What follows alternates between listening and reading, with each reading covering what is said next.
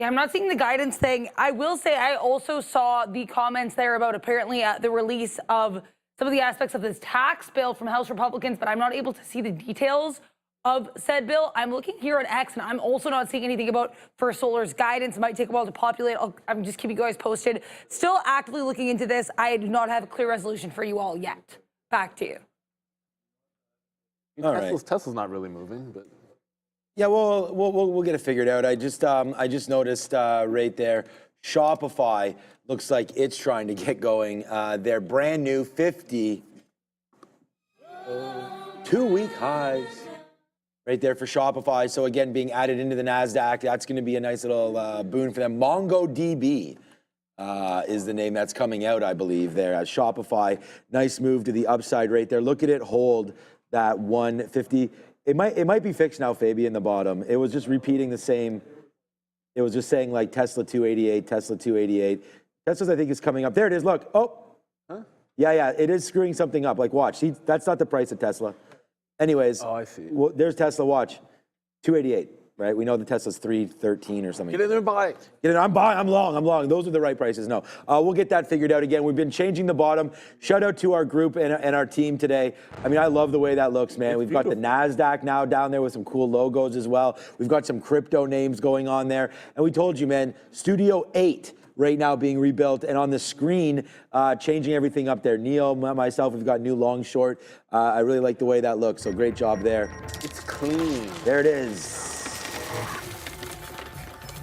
All right, we're working on a couple more of those. I like that one. There it is, Studio 8 coming through. There is a new one, says Ramin. So I'm excited. Yeah, I want to show. Yeah, of course I want to show. I want to show all that. You want nonstop. Oh, I can already see it. Okay. No, I want to. Yeah, we'll wait. So we'll get that on for you guys. You got the gigantic screen over there. It's like you can't miss it. Yeah. So, anyways, that's Studio 8. The renovations are happening behind us. You may see some more. We got some of the algo guys now sitting back behind us, so that should be fun. We still got Obi over there. I told these guys they got to get noise canceling headphones ASAP. So they're on that, so you don't have to listen. They're good to go. Yeah, they're good to go. I see the headphones on. Yeah, they're always headphoned up over there. So yeah, shout out to everybody watching. Thank you again so much. Make sure you do hit the like and the subscribe. So week name today, Netflix. I don't know. We're not watching too much on Netflix right now. I'm watching Righteous Gemstones, which I think is fantastic. That's an HBO show, so watch out for that. Shout out to Danny McBride. And I did miss Walter Goggins on SNL, so I'm trying to watch that. That guy was on SNL. Yeah, man. Oh, that's cool. That guy's been in some of my most favorite shows. Vice Principals. I mean, this guy's been in a lot of things, so I definitely want to watch out for that. And a good look there this last White Lotus, and then he's a Righteous Gemstones guy too. You know what's actually impressive about an actor like that is that I remember when I see a picture of him, I can remember the roles I've seen him in, right? But not necessarily like him, which tells me that he knocked it out of the park being a character. Yeah. But it's not about like, you just remember. Oh yeah, he did that. Oh, so apparently he spends like in White Lotus, he didn't even like talk to anybody or anything because he wanted to get into that like mood and that role and that like mentality, that headspace, I guess is the word I'm looking for there. Yeah. Shout out to my wife. She tells me all these things and I just repeat it and try to make myself look smart. But I'm on that one now. Oh, you're on that one now. Okay, so he's in there. And Neil, no spoiler alert, someone dies in White Lotus there at the end. Because I thought maybe this time someone didn't. Yeah. So the third season is completely different. So. But yeah, so I'm glad you're on that one. That's really fun. Yes, of course. Maxie, of course. He was. See, that's the thing. Like, I forgot the guy's name, but I'm like, oh yeah, Sons of Anarchy was in as well. Like, he's. The guy's great. To be honest with you, he is great. Let's go to Adara. Let's go to Adara and get some more news here. Yeah, there still isn't anything on First Solar. I'm still looking into it. I still don't have anything, but keep an eye on the NASDAQ here. We do have comments coming from Feds Goolsbee. Looks like this is being reported from the New York Times, potentially an interview. But either way, according to the New York Times, Feds Goolsbee said that tariffs will still have a stagflationary impulse. And he also, I think this is pretty interesting here too, said that the temporary nature of the deal would weigh on the economy. So he doesn't specify what deal. It seems like he's referring to the deal between China and the U.S., which allows for a 90-day pause on reciprocal tariffs. Sounds like Feds Goolsbee is still a little bit cautious even in this situation. He also said endorsed the sitting approach due to uncertainty. So he wants to wait and see what happens here with regards to I guess, tariffs and inflation before acting with regards to the Fed. Also, keep an eye on GSAT. I'm seeing some reports are circulating on X that apparently Apple is bringing emergency satellite features to iPhone 13 with iOS 18.5. GSAT is part of that, and so this is moving to the upside here. I want to look more into that story, but GSAT on watch as well as the market. Back to you. Thank you very much, there. Appreciate it. Bitcoin is really continuing this fall.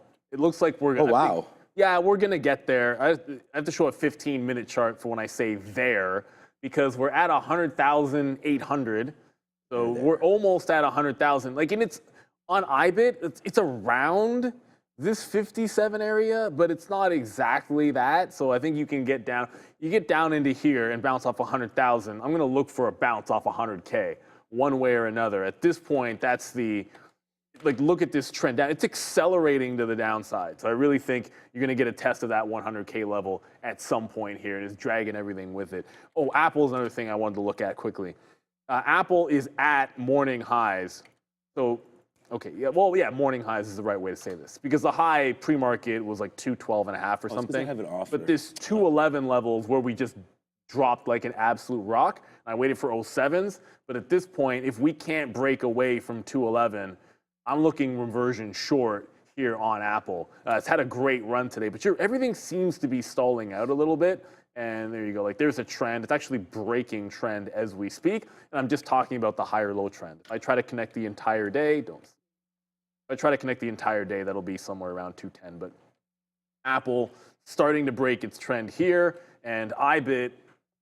Okay, it bounced a little bit, just got back to 101, but I'd like to get closer to 100K before looking for that breakdown. So Apple's about to close underneath the trend line. I'll take the shot with the short, with the stop at I mean, it's not the high of the day, but you know what I mean if I say high of the day here, just the high since 9:30.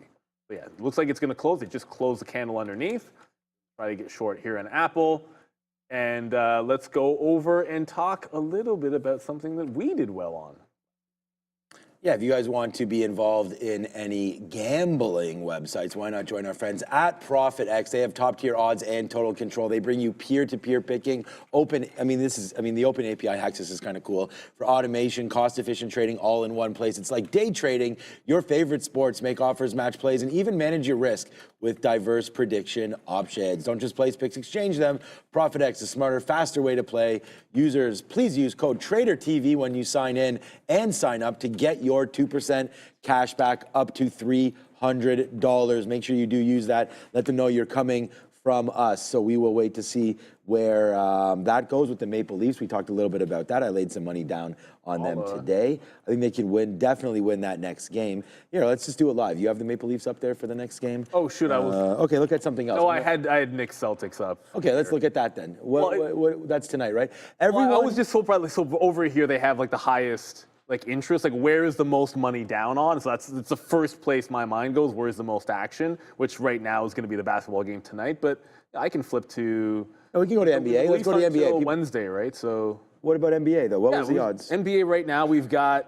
What do you want? Celtics Knicks. Let's just go to that. So money line right now you can get minus 225 on the Celtics. Yeah. See, so here. Oh, so that's even better. So right here on FanDuel is minus 250. Bang. So you're already paying better than that, and then the Knicks is plus 205 if you think the Knicks are going to win. And what do you guys 215. Have? 215. So better both ways over there. And let's just do it live. So the NHL. So I'm going to go over here.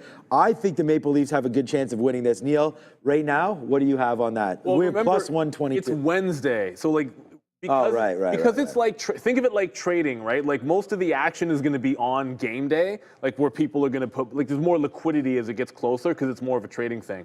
So right now, the money line, you have to request a line. You can get 111, but on Wednesday, trust me, this will be much different. 111. Okay, yeah, we'll have to wait. Yeah, because there's nothing on. You'd have to look at tonight's. All right, tonight's there's a ton on Washington, $5,000 is already down on the money line on the Capitals here.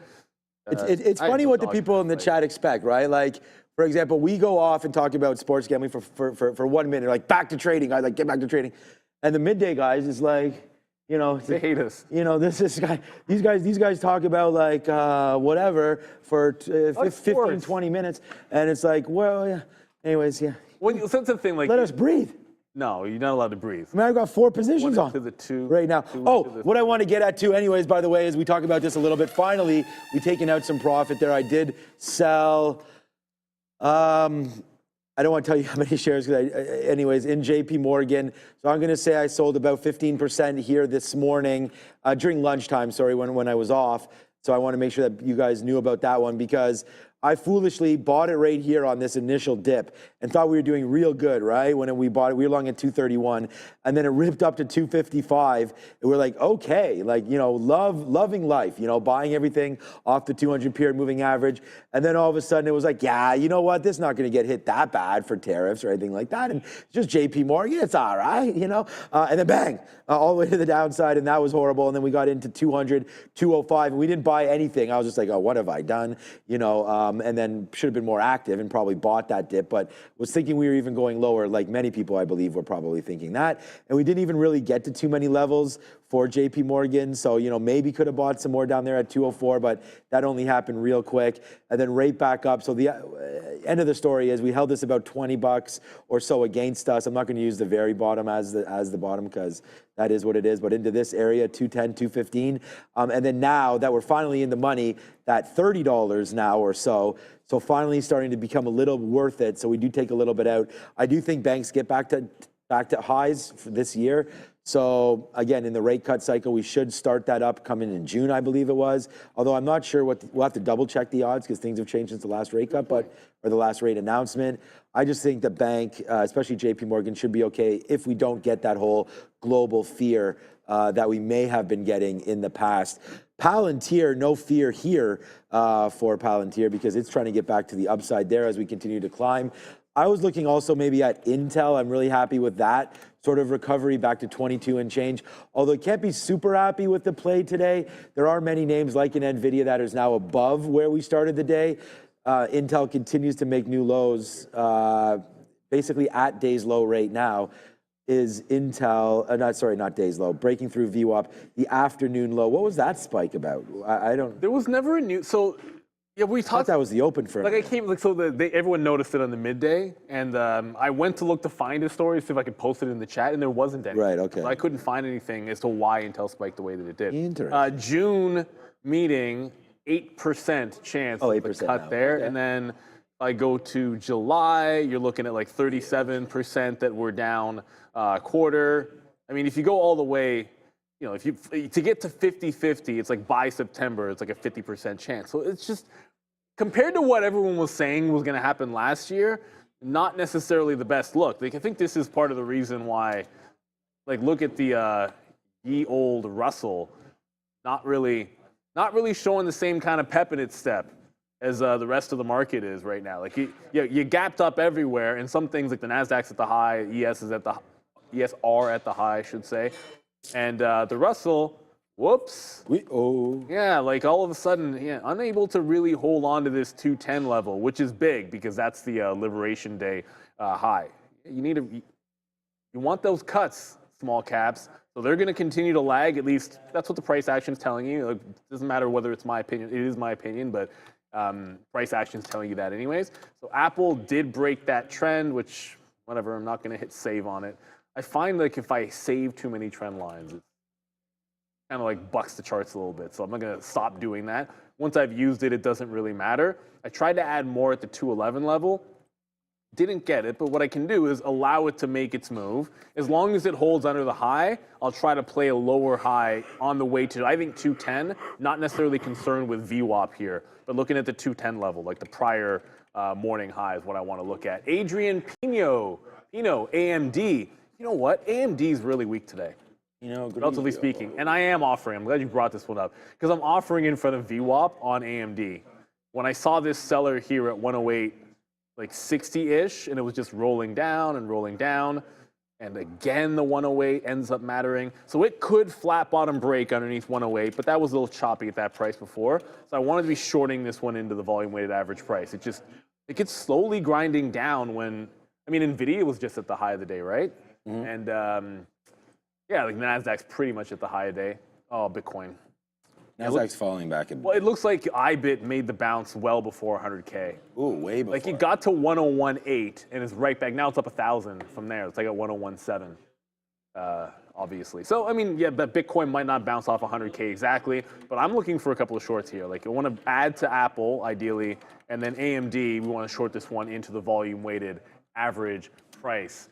Dutch cuts, the semis still kind of mid today? No? I don't think so. Semis?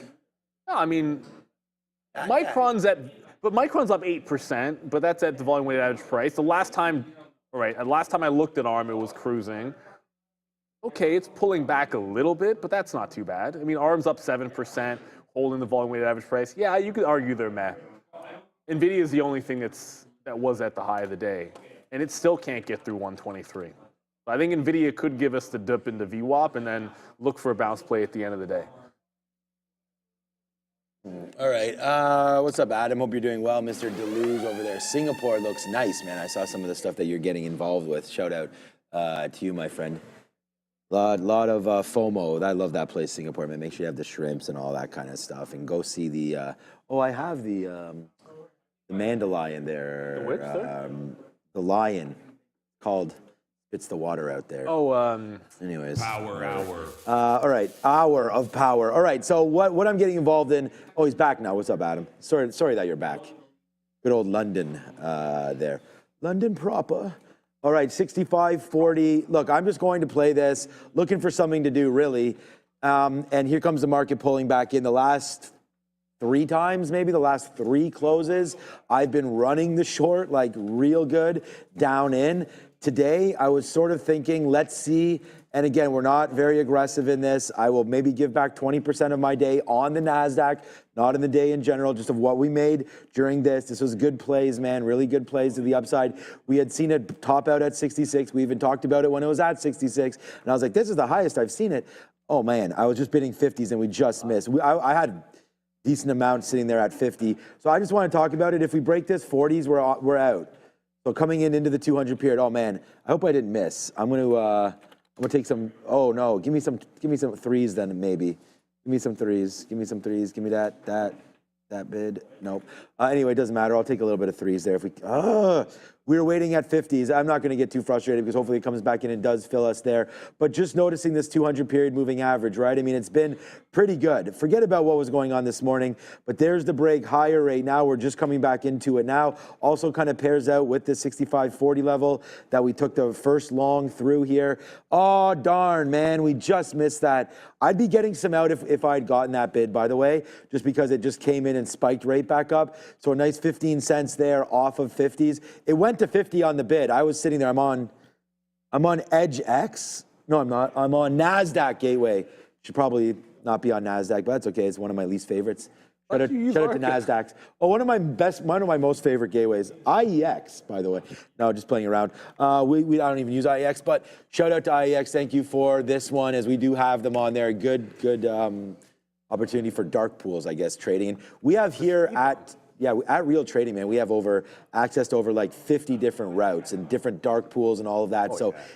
Get involved with Real Trading right now if you can. I'm gonna buy a little bit here at 62s because I tried to buy 53s and missed me. And I just put a bid at 62. We'll take a little small play here. I'm only gonna take like 1 unit. The idea is to get like 4 or 5 units by the time we get down into that level.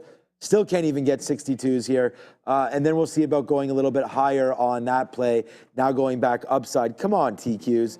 Fill that up at least. Like I can't even get it when I'm on the bid. So, all right.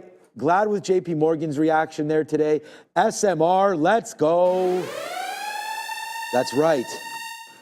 Blast these guys right there. But there it is. Nice reload on SMR. I mean, you guys asked me about this trade, and I was like, we're taking 75s, man. So we did that. We took that to the bank, and there goes SMR. We'll offer out right here. We'll see if we can get some shares, and then we'll see about a higher bid through 90s, through 18, upside there.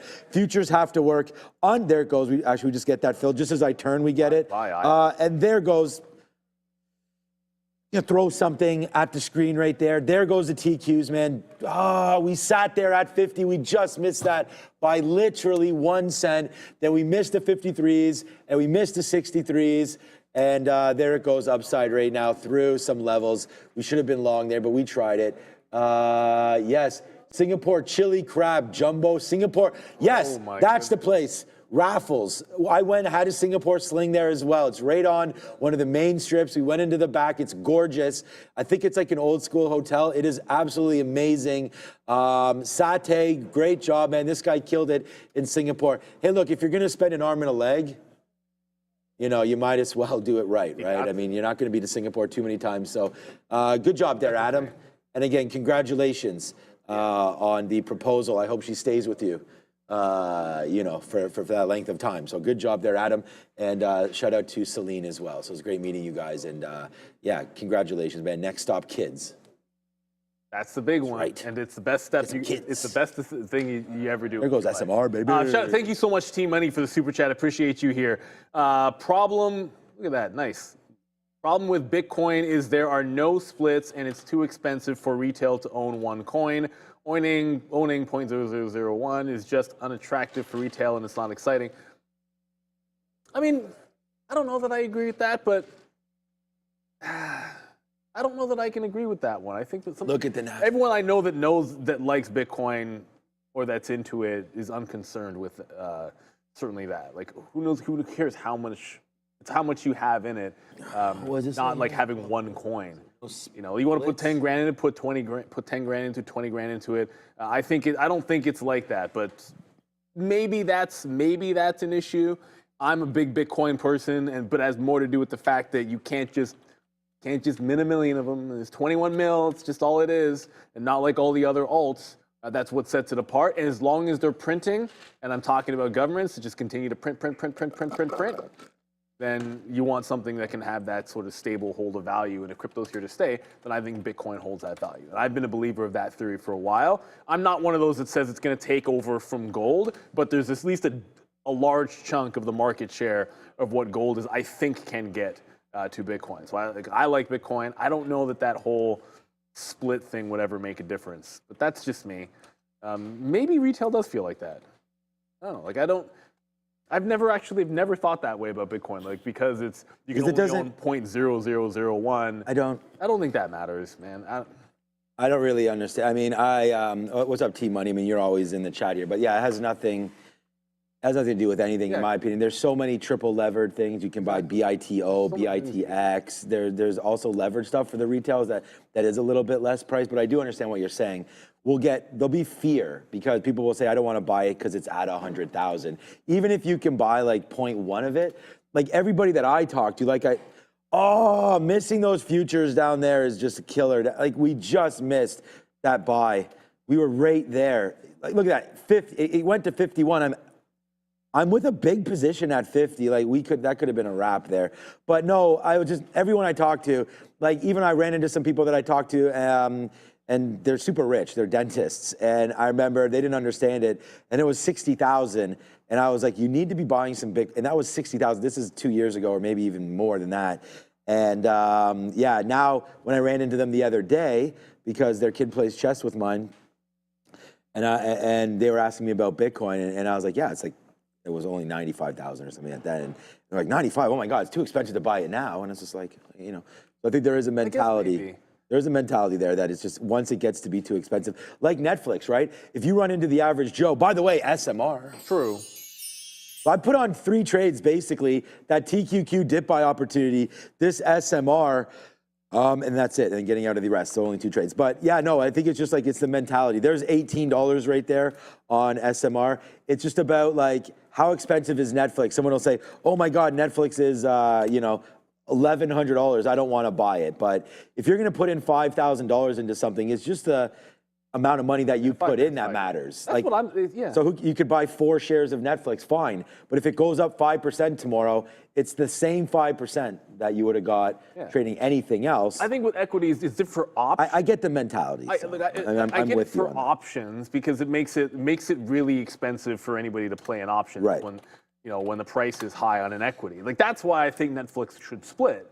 Because then there's so many people that'll be in the options game for Netflix that aren't there right now for equity. I'm 100% down. But just BTC, you can get like, you could buy $1 worth. Yeah. Like you don't want to do that. Literally fees buy might. any amount that you, well, okay, true, yeah, the fees. Wow, we're starting to rock. Anyways, go ahead. Just a quick update. Look, Regetti's starting to come back up, but it's Apple that maybe we should, I wanted to get down to 210, and I also wanted to look for a place to add. So it's looking like it's putting in that lower high. I'm in at 89, and then the high here sits at like 12 or 13. I think it's like 15 is the actual high. I'm going to look for it to close underneath 211 and hopefully get a reload in the 80s. But that was a nice little bounce play in the future. My next offer on, is VWAP going to be off in this? I just realized it is.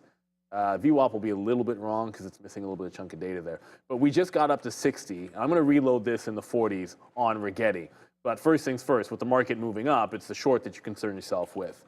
So Apple, I want to try to get something in the 80s as long as it can hold this lower high on this 3-minute candle. I'll try to pick something up on the 80 level. 1320 Wolf, no, Tesla's not at $350 yet.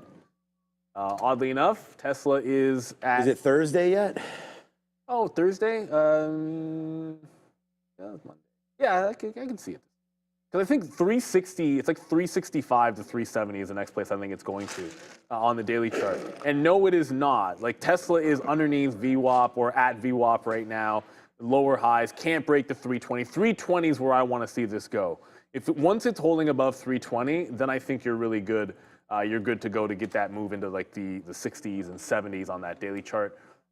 Damien Tarsa, do I know anything about RGC?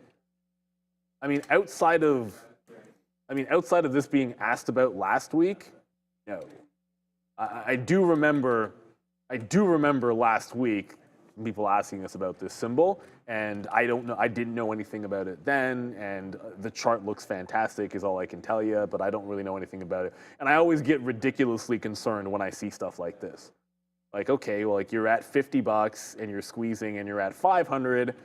My brain just goes to HKD when I see stuff like this. And it's on 123,000 shares and is up like, 10x from last week? Yeah, I mean, that's, to me, if you're in something like this and you're not taking profit, I don't know where your head's at, but yeah, I'm not trading it, that's for sure. $20 spread, no liquidity. I don't really know much about it except for the fact that last week I probably told people, yeah, you never went broke taking profit, it's doubled up. So you probably don't want to listen to me on these because I tend to be ridiculously conservative. And if I'm ever in something like this, I'm usually out when I get a bunch out when it doubles for me, and then I might leave the rest on. You play with house money. That's the kind of play that I would do on a small cap or a low floater like this RGC. All right, more outs there on as I didn't forget about it, but we bought in here. So let's not get it too twisted. We're going to take some profit there. We still got some 70s and some 70s. And then we went up to 90s. So we got some out there at 90s. And I think it was 88s, to be honest with you, an 88 and an 86 or so.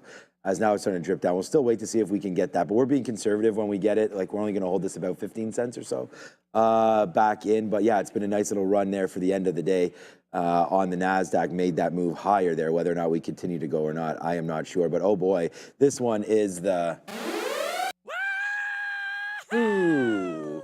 If you're not enjoying yourself, you're not in the right space. But right here, there it goes, wicked on SMR. I did get a little bit out there when we broke back down through 18, but now we might as well...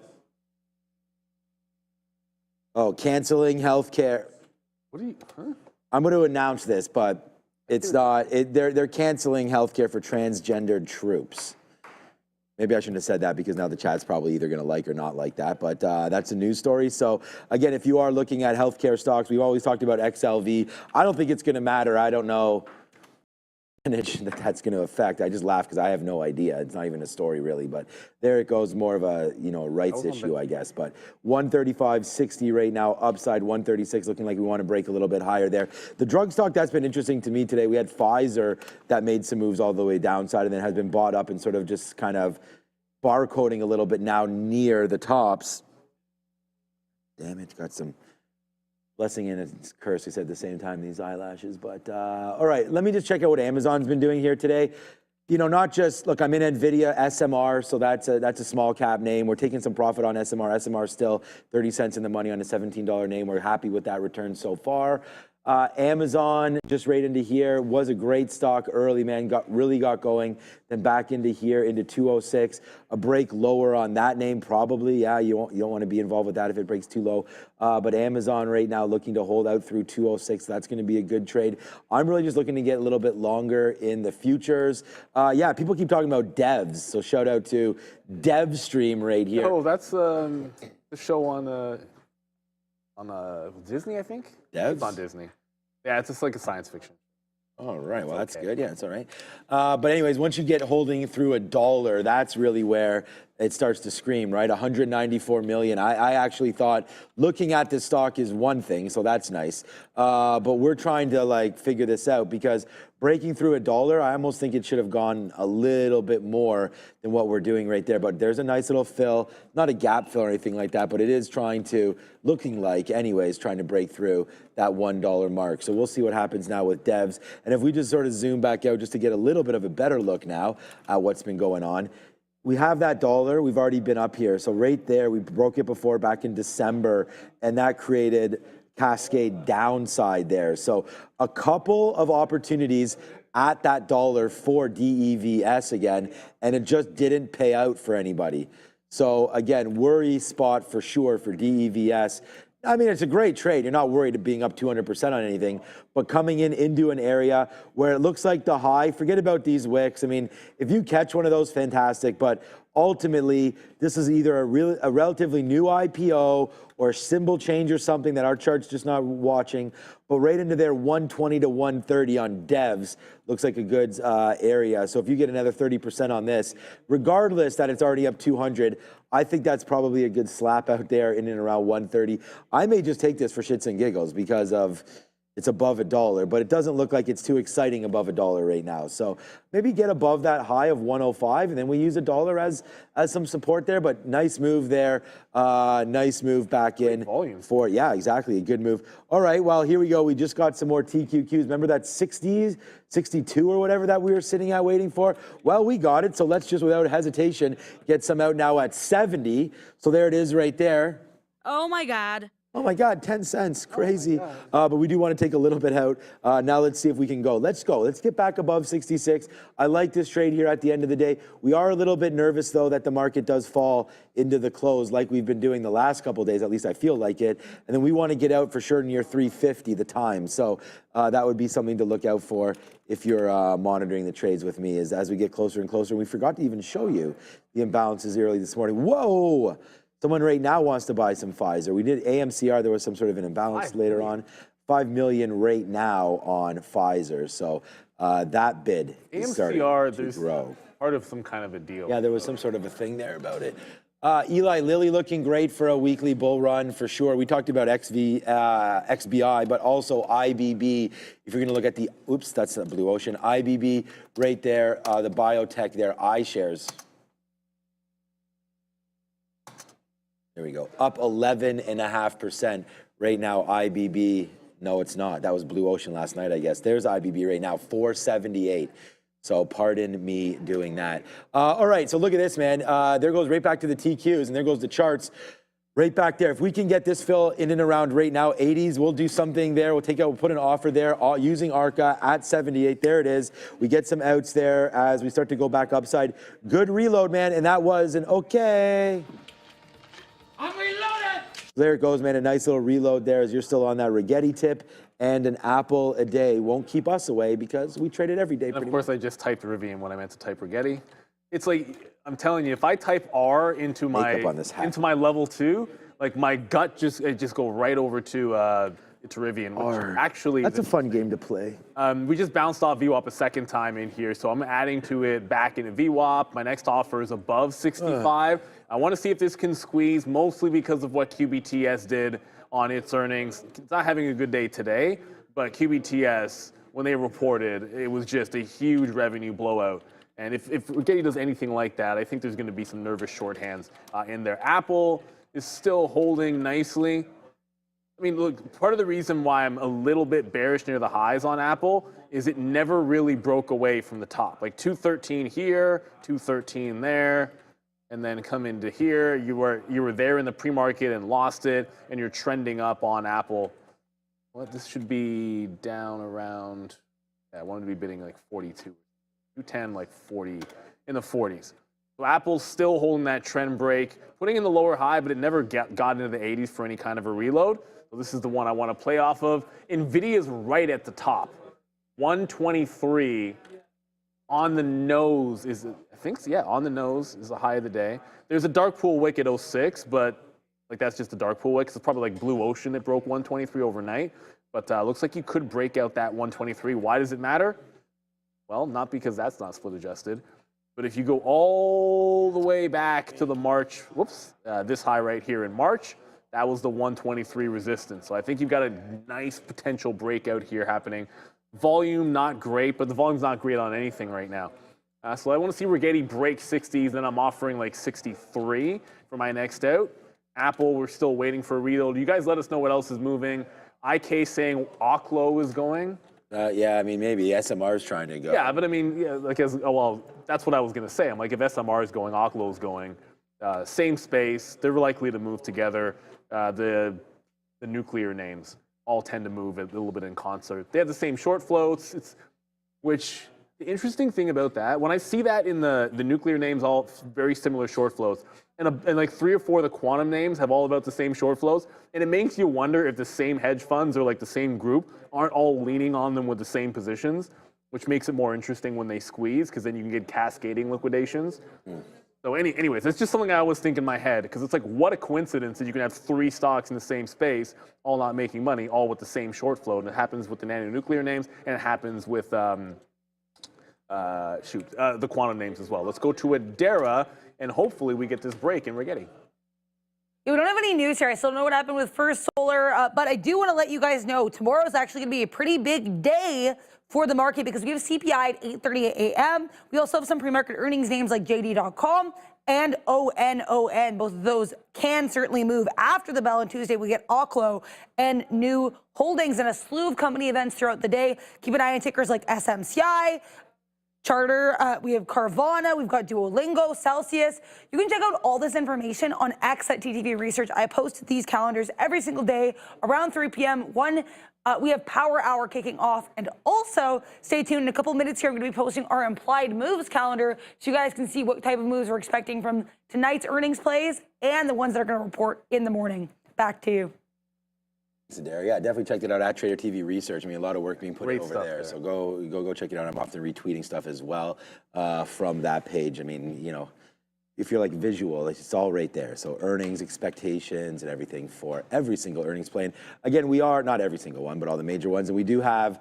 We're through, man. It's 90% right now of the companies in the S&P 500 have reported. With one big one left. Yeah, well, the biggest. I mean, there's a few, but the biggest one is. Yeah, it would be Nvidia, of course, which is May 28th. So we have a long ways away. 2 more weeks. I'm going to miss Nvidia again? What the hell's wrong with you? It's really because I missed that big Nvidia one when I was in Paris, and I'm going to be in Budapest for this one, I think. Oh, you're going at the end of this month? Yeah. Oh, okay, nice. All right, wow. Well, it's so I've been told like there's certain like going to you don't want to go in like the middle of going to Europe in the middle of the summer is a bit much. So you're either going like at the beginning or in spring, or you're going later on in the year. Like so. Yeah, I still got to get. Like I don't mind the heat. I like the heat, but like winter vacation, you don't necessarily want that dry like high 30s nonsense. So yeah, we're doing our family. The company trip, taking the family to Budapest with a day trip to Vienna, which. Yeah, exactly. That should be a lot of. Someone asked in the chat, can we get shorts at Real Trading on RGC? Not for free. I'm not, look, first of all, I'm not going to pay for these shorts, whatever they are, because I have zero intention of trading it, but I don't mind seeing what they end up costing. But no, we don't have locates for free. I'm going to guess almost nobody on something like this has locates for free because that's just how it rolls. There's no liquidity on this stock. I'd be surprised if that stock wasn't just flat out blocked for us from trading. They cost 65 cents a share, so like $64 or $65 to get 100 shares. But that's not a name that anybody's touching with a 10-foot pole around. No, you don't like a $14 spread with no liquidity? 120K volume? Like what? I mean, look at how this looks, guys. You pull it up. Like look at the chart. What is you can't see? Don't you want to buy off the 100-period moving average right here? I mean, it looks great. I'm just joking around. I have this does not look great at all. So it's the most ridiculous chart I've ever. Like yeah, this is this is even HKD had liquidity. And that think thing it was, went to like $2,500, right? Yeah. Yeah, apparently this is another one where they have like, not many employees and this and that, and it's just, there is Jay Lee at 12 employees. It doesn't matter. I mean, it's probably a short, who but are that the doesn't mean 12, it's a smart decision. Like, you still get, people thought HKD was the most obvious short ever at $100. And it went to, then it was at 250. I was like, this is a great short. Then it was at 500. And like, this is a great short. And then it was at 2,500. Somebody shorted the top, but like 90% of the people on the way up probably got destroyed. I mean, if you can't see that that's a long, then I don't know what you're looking for. Okay. Oh, man, that's Oh, man. I'll be here all day, or I won't. I'll be gone in 35 minutes. All right, DraftKings, join Neil and Adara for the recap show where they'll have Michael Noss coming on. We'll talk to him about whatever and see what he's doing. So there goes DraftKings. Again, if you do scan this DraftKings chart, you will get one free play at DraftKings because it is a barcode right there. Try to do it. It will not work. Sorry about that. But it's not doing too much right there. But I do like DraftKings. Again, like, we want to talk about a name that has sort of showed the love down here. And I think it was just like we got smoked. And it's kind of like looking back at the yen carry trade back in August when the market like completely fell all over itself. That was fun and everything, but at the end of the day, you really have to be careful with what you're watching because the market, some of these levels, like that was such a dramatic day that, the buttons get pushed and sometimes these levels just break. So like, I really think that this 32 to 33 seems to have been a really great level there for DraftKings and just one to be watched. So if it ever comes back into those areas, if we do get a little bit of a pullback, I like DraftKings through earnings. And again, it's kind of just, it's not like Tesla because obviously it's an EV name, but what I was going to reference there was first mover advantage. And, there's a lot of traders that like DraftKings that are in it already for the push forward. And there's still some provinces, still some states that don't even have approval yet for gambling. And be able to do that for DraftKings. So again, a couple interesting names. Not only do they have the online gambling, but obviously a lot of revenue there with different opportunities there. They had the slot machines, and there's a couple different games that I always hear about on DraftKings as well. So grab them. But the best odds will, of course, be at Profit X. You can check that out as well. But what's up, Thomas? I love you as well. There you go, Thomas. Shout out to Thomas. Where's that? Oh, it's another one. It's a face slap. Thank you, Thomas. Love you on the show. Love you as well, Thomas. Thank you for supporting. I don't know if you threw some shade at me before, but to be clear, he says. All right. Well, thank you. I won't look above, to be clear. So thank you so much for that. Look, I really try to take it as like trading is not a personal thing. Like, what we do here on the show is not love or hate different names. We looking for opportunities, right? And we're looking for, try to get some clear buy signals and whatever. Like here comes the TQs. I'm still gonna stick with that same plan. Although right now we did break below the 200 period moving average. I'm still gonna use my idea down here because we missed this by just a couple pennies before. I'll start the bidding right now at 56. I'm thinking about lowering. I'm gonna go to 50, let me go to 52 right now, and we'll lower a little bit of the share size because we now are underneath the 200 period moving average. Look at, did I just get those 52s or nah? Okay, now we do. Ooh, okay. Let's say if I miss that again, then I really am the jinx. But all right, I'm still going to give it to here. This could fall out. The real trade I feel like might have been right there, but now we're starting to fall in again. I don't ever really like the double retest. So retest the short there at the 50. Come back into a level that we love, that we never got filled on, then retest the 50, then break and go lower. So yeah, not like my most favorite of setups. 52-week high. Needless to say. Uber 52-week, Uber all-time highs. Not just 52-week highs, but also. Because this was pre-market. Yeah. Shopify is the one that's at the 52-week highs. Right, yeah. So, all right, just quick, Neil's just looking at that. So, all right, here we go. We're long the TQs. We just bought some 52s. I have enough shares that I'm happy with now. I'm going to see if we can get it back into the 50 period moving average, which is 75. If it gets to 75, I'm going to get some out. Other than that, let's see if we can let this thing go up just a little bit and then work on it from there. So first out 68s, then we'll see, because I just put it there, then we'll see about a 75. But right now, you could take a dime if you want it. Talking about getting those longs at 50, now we're at 60. Let's see if we can climb in and see if we can make a trade here. So nice play so far here on the futures, going long near that low. Will the low hold? We'll see. And we'll punch out if it breaks, right? So I think that's a well sort of defined idea here. So speaking of punch out, pull back into prior high on Apple, went right to the prior high. So the morning high, I should say. Prior high would be like over here. So went to the morning high, that 210 level, so it just bounced off. Just a trend break that I thought was going here instead of to the volume-weighted average price because A, good news, B, bias. The 50 period still sits here as support on Apple at $210.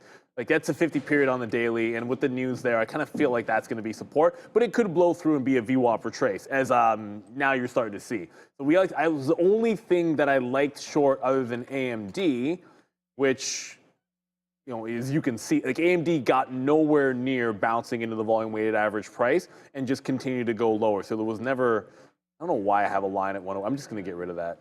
Sometimes I leave a support or resistance line in there just for my own memory, but I can't figure for the life of me. I don't remember why that was significant at 108. I'm sure I had a good reason for putting it in there that wasn't today, but we didn't get that AMD short, unfortunately, but Apple works out nicely. Able to get in front of 211 down to 210. Rigetti is trying to go. So it just went into the morning range top. Now I just want to let it go to see if it can retest some of those highs into 1190. This was entirely based on like the premise, like I wanted to be long when it broke trend. The day-long trend broke right around here, and then it bounced off there. I wanted to be long because I think shorts might want to cover this, or at least cover something going into earnings. And there's a host of earnings after the bell. This is one that we think with a 15% expected move, SMR 13% expected move. We're expecting some fireworks out of this quantum name. And where it is on the daily is telling you a good story too. Like, look at it hold some higher lows, and if you draw a wedge on this bad boy, like just do it like, well, really, if I'm drawing a wedge, it should be like this. Like I'm trying to fit it to make it look like it just happened. No, like it broke the wedge last week and then held the support in front. Like that's a good looking breakout. If I was shorting this, not, by the way, if I was shorting this, would I not be wanting to cover on the off chance they do something like D-Wave did and surprise on revenue? And look, they're not going to make any money. They're going to report that they're not making money, but that's not what it's all about. Squeezes don't require fundamentals that are incredibly strong. I always try to keep that in mind. And let me know what else you guys are looking at here. STO, plug power, I believe. I don't remember what time we get plug tonight. When is plug? When does plug report? Yeah, they're not till, these guys are not, we're not expecting them till 5 o'clock. So plug power, we might not be able to bring live for you guys on the market recap show. That said, the patented, unfortunately for this company, they're underneath $1, but you have the chance to have a dollar breakout, which is always one of my favorite setups. When you can get back above the dollar, then you get sometimes market makers or interested parties supporting the dollar level or around there, so you can try to close above. So we're not going to get to see this one live, unfortunately. But yeah, dollar tomorrow on plug is the level I'm going to be watching. If it fails, like a dollar breakout, like breaks on earnings and then fails it in the morning, that's usually a short setup for me. And I'm agnostic to what the actual fundamentals end up being. I just want to play momentum on it. If I trade plug tomorrow, it's going to have zero to do with any fundamentals, right? Like you won't hear me referencing the report if I trade plug tomorrow at all, like one way or the other. So Apple now trying to bounce off that 210. I'm not thinking reload the short unless it comes right back into that 211 top, and then we'll take another shot at it. Rigetti starting to pull back. It got to the 70s, now pulling back in a little bit here. Like Apple goes up, Rigetti wants to come back in maybe to the volume weighted average price. JP Suede, I'm with you. Like I was that name. I was just sort of like Uber is really going here. Through 88, all-time highs. You never have enough. You never have enough. I have enough. Hindsight being 2020. Yeah, you know what? Whatever. It doesn't matter. Let's go to Adair at the desk. I'm not seeing anything on Uber. I just looked in to see if there's anything else there. There really isn't anything, though I am seeing apparently some Tesla commentators, including Gary Black, are saying that any of Uber's autonomous offerings are going to be better than Tesla's robotaxi. That's really all I'm seeing, nothing specific to Uber. However, we talked about when is Plug reporting. Well, there's a way to find out when everything is reporting. Go on X at TTV Research. I have this little implied moves infographic. Here are the names we're expecting here on the left to report after the close tonight. Tomorrow morning, we have a whole host of names reporting as well. If it says TBA, that means we don't know what time it's reporting, but it will be before the bell. Check this out on X at TTV Research. Whole slew of names reporting. Make sure you are aware. Back to you. Yes, Hertz is one that's easy to forget, moves around a ton. Hurt me. Yeah, I like Hertz right now. We also like Palantir. We'll get some more out right there. We'll fire off the plane right here. But yeah, it is an all-time high right there for Uber coming through. So we really like that one. And we've been, sticks to landing just in time right there. So there it is and out. We just noticed that like Palantir's kind of doing this. We're watching our net kind of just hovering right now. My net's just really moving around with this position because everything else is kind of just doing its own thing. We were able to get out more of SMR fell off of there, but honestly, like that to there, we talk about sort of the moves that we're looking for. This is why we were just joking about RGC and having lines up and all that stuff and like, oh, who wouldn't want to buy off there? But when you're looking at obviously very liquid stocks, especially into earnings plays like that, bottom of the day back to VWAP, I mean, we got to get that out. That's why we have multiple outs here at the 200 period. And then again, as we fall back in. So we'll wait to see what winds up happening now with SMR half out. And hopefully I'm talking myself out of this a little bit. I'm going to get out of a little bit more here if we can at 86 and then deal with it then. Yeah, if there's any other names in the chat, I mean, we talked about getting a little bit lighter there. There we go. We just got, by the way, as soon as I do it, we just got an 86 there. So nice little play as we sit there and grab that. JP Morgan flattening out as well. Sell Palantir at 118 if I can. What's Palantir at? I'll find out if you... Yeah, of course I can, Mr. J. Lee. Right there. I'm still positive on this market, so I'm not going to do that quite yet. But it is holding right now. Yeah, if we do break below, I don't know if we should wait for that huge move. I mean, I'm in the futures, and honestly, since I've been in this, it's not doing too much. We did get a move back to 63s or so, which is the 200 period. I'm at 68. I might as well just move that to 65 just really quickly here. Get out of 10% there. Cancel my 68. Then we'll wait for that 75. So if we can get something at 65, we'll do it. I mean, our reload was at 50s, so 52, sorry. So if we can get that, that'd be a good trade, but I'm not going to be happy about it. We want to get a little bit higher there. Carnival Cruise Lines, like nothing's really hitting on my scanners. I mean, Neil just went over it. There's the hot list right there. WLKP, that's a new name, Westlake. So this could be going, maybe a new IPO? I don't know, volume just going through right now. EWX, I don't even know what EWX is. That sounds like an ETF to me. Yeah, emerging markets, okay, so good call there. Oh, before I go over to Neil, I do want to check EWZ. My friend there, and yours, of course, everyone's friend, Steve Tileman, did mention Brazil ETF. So I just want to check in on it. He mentioned it on Friday. Flat, basically, for the day. So bullish, yeah. Bullish, okay. Yeah, he's a, I don't want to say self-proclaimed because I haven't really followed him too much, but he talks about he really prefers emerging markets. So Steve Tileman right there liking EWZ. But yeah, and then that's sort of the watch list and the hot list that we're going through. We'll talk about that more, but right now SPY, Nvidia, Tesla, Palantir, Uber, a lot of the same major names on there, maybe Intel down there at 22. So, you know, lots to deal with, lots to talk about. And of course, this is off of eSignal. Yeah, and speaking of eSignal, everybody, it is still free for the first month. That's right, everybody. They're waiving fees. This is your chance to trade smarter and not harder. Why not? I mean, ultimately, in the market, you're only as good as your own insights and the tools that you have available. There's nothing else. That's what you have. You've got your strategies and you've got your tools to execute your trades. So here you have a wide variety of indicators, markets available. You're able to back test your strategies, forward test, use tick replay to go over the price action, use level 2 access to see what the book looks like, the ability to use the imbalance locator at the end of the day, which we're going to see in about 10 to 15 minutes or so. And it's intuitive, it's reliable, and it's everything all in one place. Like someone just asked me, hey, Neil, can you take a look at gold? Yeah, I can look at GLD. Of course I can. I mean, heck, I could call up the ETF You can look at the book right now. Now, I'm not going to trade here. You can hook up multiple brokers through eSignal as well. And you can be able to trade live, hooking up to many brokers, not all, but many brokers. And you can look at this on the daily. I can put some indicators on there if I want. Everything's at your fingertips. For 1 month free, check it out. Scan the QR code you see in front of you, everybody. Jump onto eSignal, and a big shout out to them. It's been heavily used on this trading floor and many others actually at Real Trading. I know lots of traders that absolutely swear by it. And we're talking traders at momentum traders, people at automated traders, and people using API to automate trades as well. So shout out to eSignal. I don't think anybody should be that surprised that we're having a bit of a pullback day on gold. And ultimately, when I see what's going on with it today, I'm just going to pull up the 3 minutes so you can see here. I think the market's super strong, and you have like a down day. What I would say is a little bit surprising is the fact that it bounced as nicely as it did.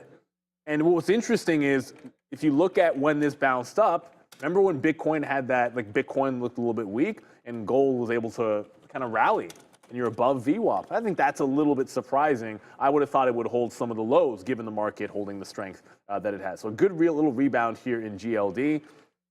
I don't think if we continue this rally, unless some things get walked back, I could see this pulling. I could see it pulling back a little bit further. The 50 period's been the bounce spot, that or like 295. I'm not a gold holder. I can't claim to be, so, and I've never really hedged with it either. But yeah, it's still a very strong looking chart, but it is losing a little bit of its luster. Pun, I guess, intended. I guess. You know what? Yeah, no, I was. You didn't look at the early looks here. I wanted to jump back. Pfizer was all that. Pfizer is still really big. And it's what's interesting about this, like the paired volume's only 1 million into 4.5 million. It was 5 million, so yeah, it's going down a little bit, but it's done 58 million. So this is almost 10% of the daily volume, and it's the only thing that stands out right now.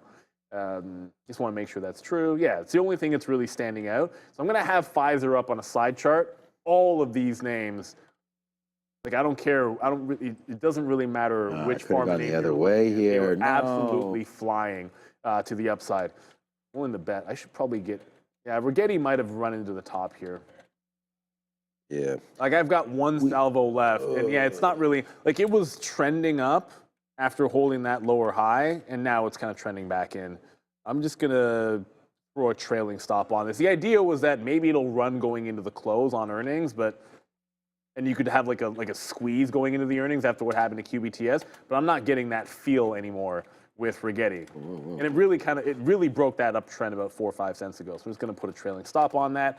Have a quick look, see at Apple. Is that anywhere worth a reload? It's exactly where we left it at 210 and not doing anything. The other short I liked was AMD. AMD just continues to go lower. Ugh. AMD, yeah. You know what? New rule. What's that? If Nvidia is making the same high over and over and over again, and at the same time AMD is making lower highs, just short AMD somewhere. I feel like that's true almost every single time we look at it. When Nvidia is strong and it makes a top, and AMD after said top is just making lower highs. Like this right here is 1 o'clock. So you go to 1 o'clock here, and then the retest of the highs at 2 o'clock. Where's AMD at 2 o'clock? Making a lower high. Where is it here when you're testing another? It's making another lower high. So any consolidation when NVIDIA is at the top, you could have just shorted the consolidation in AMD and been printing. They don't like AMD, everybody. Doesn't matter what the PE is, they don't like it. No, man, that was been destroyer of money for a while, and hopefully you guys can get back into it a little bit lower. I don't know. We just got stopped out of our TQs, and I was like, maybe we just might have just made a little bit of a bottom there. Again, like I said, man, I apologize. Like I'm going to take the L on this because we had broke below and we had sort of talked about it and we said we weren't going to really average into it, and we didn't really do anything too bad here at all, but still not a winning trade as it falls back out. We're still green on the TQs. Obviously, we've talked about that. We didn't want to do anything like give anything back, but maybe we might have seen a bottom there. So I'm just going to take something there. Okay, there it goes. Now we're starting to go back. That sucks, man. It sucks because it hit the level and now it rips back up. Sure, I got back in and that's fine, but we already took the L there. And now it's like those of you that were watching saw me get out and now I'm right back in. And it's like, it came right into this level and broke it, so I did want to get out, but you know, we got back into the TQ, so now it's going higher there. Some of you were asking like where I was going to get stopped out. I was looking at this level right there. So once it broke 35, we got out, but then I sort of did, and this is why it is tough. I understand that, you know, to look like it was just a big, like we had some two kind of flushed out candles right there. And so I just wanted to see, like, those were kind of big sells. The last time we had a sell candle like that was back at 220, so about an hour and a bit ago. So it's just a little bit of sell pressure. We did buy some back. Let's see if we can make a little bit back on that play. It looks like we are doing a little bit of that damage control now back in. I'm going to take out one more piece here if I can at 47. We're long 38s. Just trying to make back a little bit of what we lost because our average price, I think, we were 58s, then we got 50s, so I think we were probably long at like 52 or so on that one, then we wound up getting out at 38. So still not, or 34 break, sorry, 33s. So not a great trade there, just trying to make a little bit back. But as that was happening, we did get some more out of Palantir as it was trying to break through 118. Again, long $2.50, there's $2.80 in the money. And then we got, there we go, we just got some more futures out. And then we did get some more Nvidia because Nvidia was getting close to VWAP. And I'm like, man, if the futures are gonna go, we definitely don't wanna be in that name. So I'm gonna take another shot here and take another out for Nvidia. There it is. And I'm going to be out of Nvidia now. If it climbs back up, fine. We were pretty light on it anyways. I do want to focus a little bit more on the futures now and less on the positions that I have. SMR, a good opportunity to get out. Let's take that again right now at 79. Look where we just got out. We just got out a decent number right there at 93. We got multiple outs there at 85. It's just getting close. I didn't even realize it's 5 minutes now until the imbalances. So that does explain some of the whipsaw action maybe that we're seeing here. And it's not violent or anything. It's just like whoops down, whoops up as some of these start to pair off a little bit, right? And so, yeah, bless you. You're going to get some more action in here right now, but it's all to the buy side right now. Very like DNB a sell, whatever. That's not Dropbox.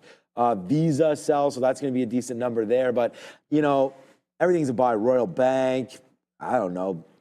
Big Bear, AI not doing anything, but anyways, that's still a sell. So we probably need to do some clearing out of these positions, right? So we did that on SMR, we did that on Palantir, we officially did that on Nvidia there as well, and now we'll wait to see if these TQs can just get a little bit higher. The best outs we have on this trade is 52s, so a couple 47s and then a 52 to get me out of about a third of the position. So hopefully it continues to climb, but hey man, with those imbalances being dropped, we never know. My out is right now that sort of that local bottom right there. It was what, a break of 30s. So right into there. If we break that low, we're out. So quick trading right now, long at 38s. We took 10 cents to try to risk 10 cents and a lot more. So let's see if we can get going now. But with imbalances 4 minutes away, we do watch out for that. So unfortunately, I tried to load up on the futures and it just hasn't worked out. So fine, we'll be positive on it. It's a good trade, but not the greatest. Yeah, and I don't think I take anything unless it's the other side of the imbalance. That DNB. What is that? It's a buyout. No. Right. Oh, it's a buyout. They're being bought $9.15 cash. So if it's a sell, you might be able to get a penny out of it. Which, like, there's a trade that you can make on those if you've been sitting on the offer all day, and maybe you can just get the bid or something. Oh shoot, I wanted to. Anyways, trailing stop did not get hit on Regetti, but I'm going to get out at that high, that 1170 level. That we can see. SimSam, any of y'all in Hertz today for earnings? I'm going to suggest there probably aren't a lot of people that are in Hertz, but whether you're in it or not, we're going to cover all the earnings that come out live. I think it's only Plug Power, maybe one other name that'll be after when we're on there. But yeah, Rivian Millionaire, Pfizer is still going. All of these, it wasn't just, everyone was focused on Eli Lilly this morning. But like Pfizer, 3% on Pfizer is no small deal. It does a lot of volume. There's a lot of liquidity in this thing. And it's just holding on the highs. Merck as well. Merck, and it's rolling over now, but 6% on Merck. It almost feels like, we'll see. Give it the old 3-day rule here. How about that? 6% down? No, 6% up. Oh, okay. Like these have now, like you're holding a 52-week low after a wick bottom, when everyone's thinking doom and gloom and when Trump was going to maybe lay down the law on some drug prices, and ultimately you're getting a recovery day in Pfizer and Merck, there could be like a nice little opportunity for these lows to hold and this ridiculously long downward trend that a few of these names have been in to kind of break. And Merck has its own issues, and Pfizer has their own issues as well. I think you're just looking for something short term. So with about 2 minutes to go in here, STO thoughts on UNH. There's a question about UNH almost every single day, and I'm going to keep answering it precisely the same way that I always have. I want no part. Like, I decided I didn't want to own the stock for after the unfortunate after the murder of the CEO of the CEO of the subsidiary. And then I was like looking at the business, like I keep buying this thing off 450 and think it's a good hold and getting in and out of it. And I stopped after the shooting when there was a bad press about some of their practices. I was like, I don't want to own this thing. So I'm not in it, but I am thinking about where there could be a nice little trade off the bottom. But you know what it requires first? A bottom to actually get made and held for more than 5 minutes. The stock is just still downward trending. No part of falling knife here. I don't want any part of that. I think once it shows you it can settle out, like this stock has shown that it can barcode or, like break and do a trend and then start pulling back into a higher low. It's done that stuff in the past and joining a move as opposed to guessing where the bottom is going to be on UNH. It's an absolute disaster right now.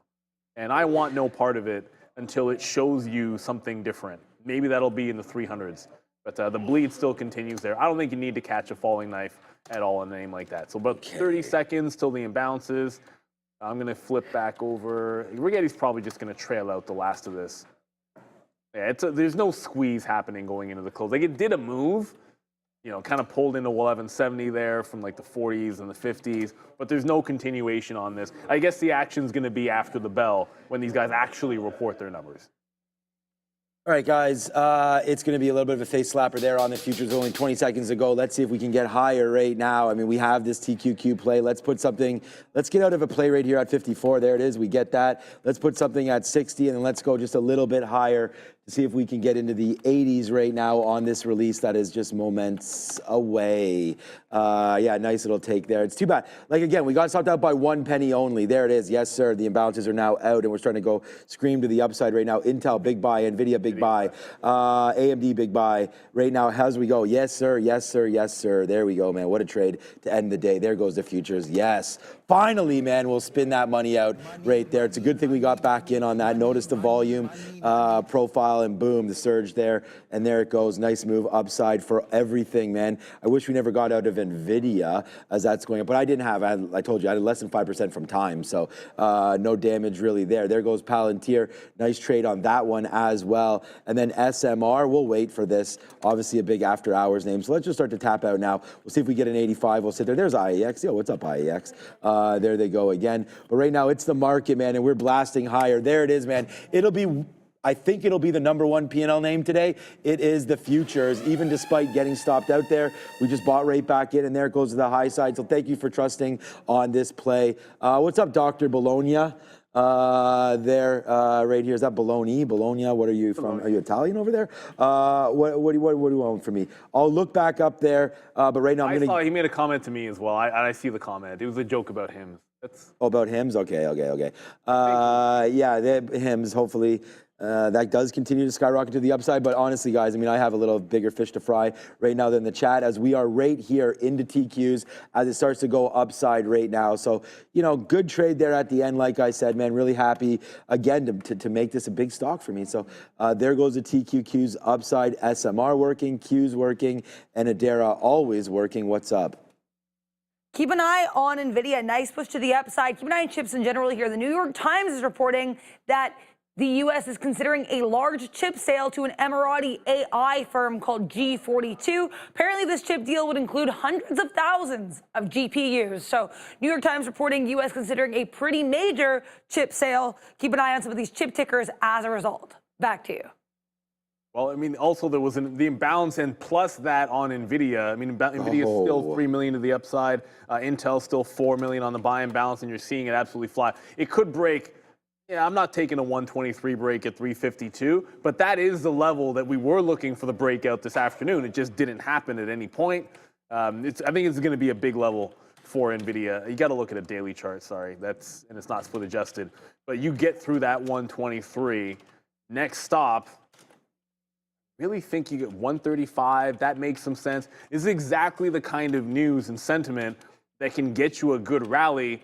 And then you remember they don't report for 2 weeks. So like it can fly freely for 2 weeks before you even have to have a report. So I think it's good for Nvidia. We've been looking for this relief rally. When you look at it from the bottom, I hesitate to use the word only, but it's really only up $45 from the low. That doesn't, you know, that actually is a lot, but Nvidia?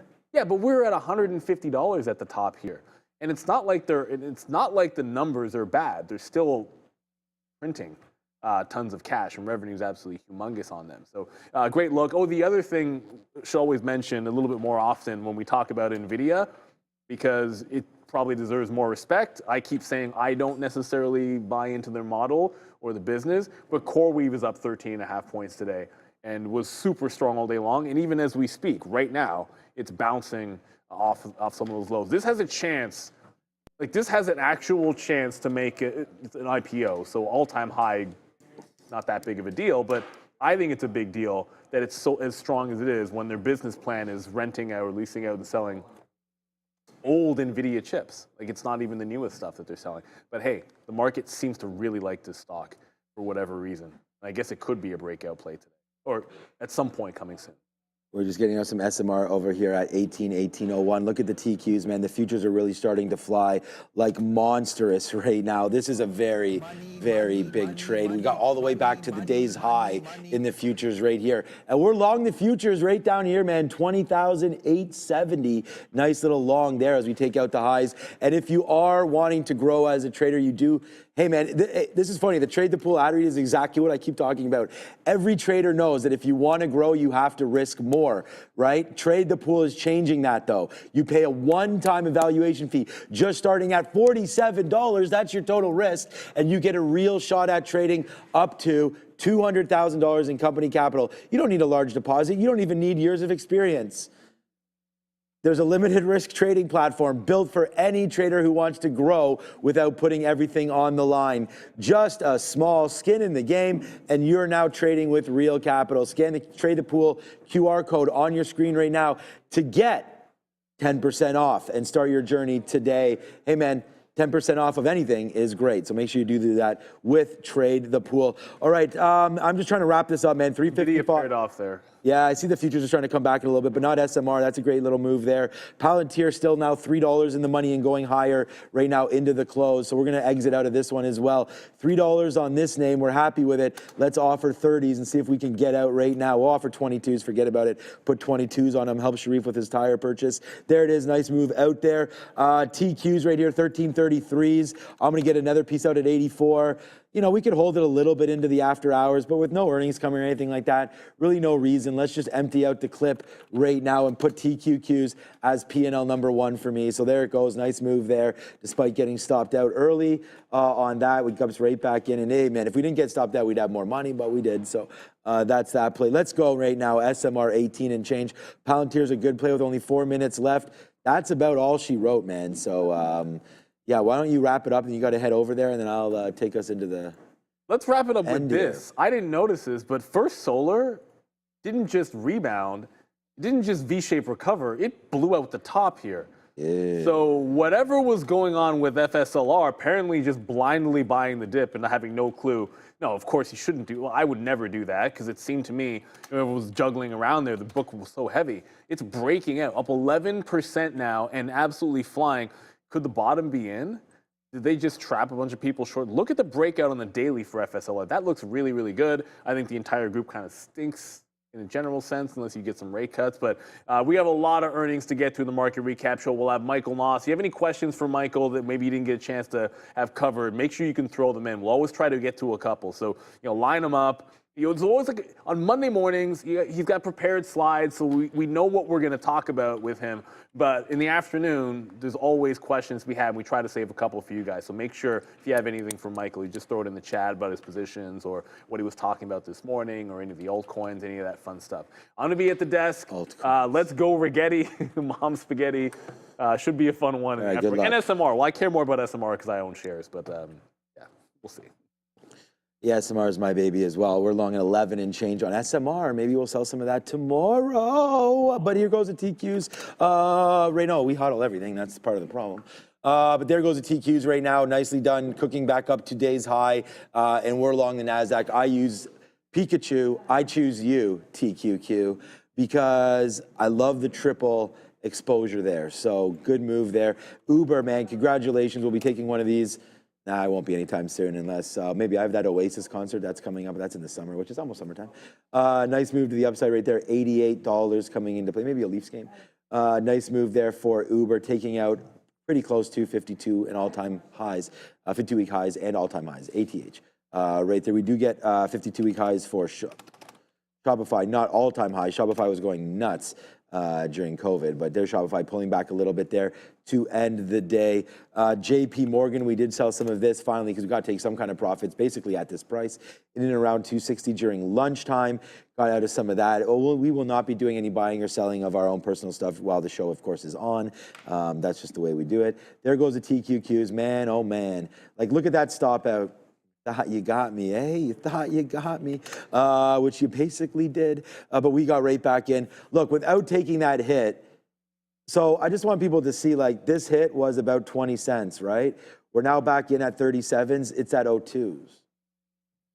All right, 30 seconds to go, a minute to go, sorry, right now before the bell. So, yeah, brief thoughts on Madagascar, on vacationing in Madagascar, yeah.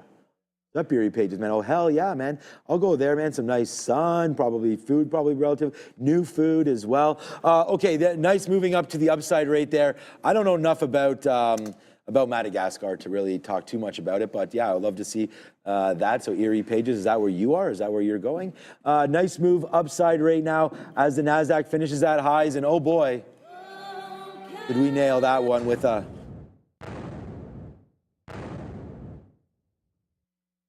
Boom, big trade there on the TQs, man. And like we said, I think I found it right here. We definitely like trading this. Shout out to Adam DeLuz as well. He asked me for what was the play, and I was like, we're going to go long the futures. So it's really nice to kick it off right there. We'll offer at the end of the day. We get out of that one as we watch SMR 2-1.